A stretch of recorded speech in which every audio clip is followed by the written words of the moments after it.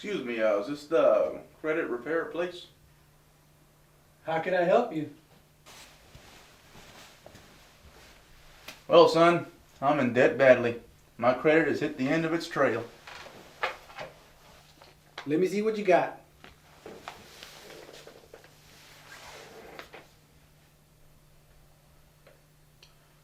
I see you're ready for Halloween there.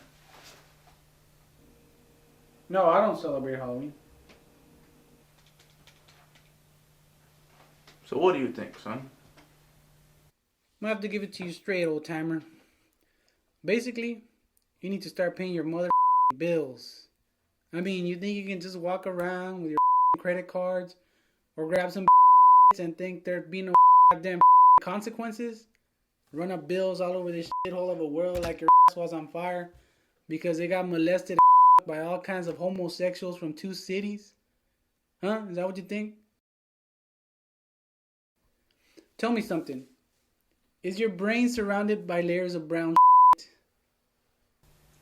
Well, no, it's not. Okay, then what the is the problem, face? You know what we call like you? Can you say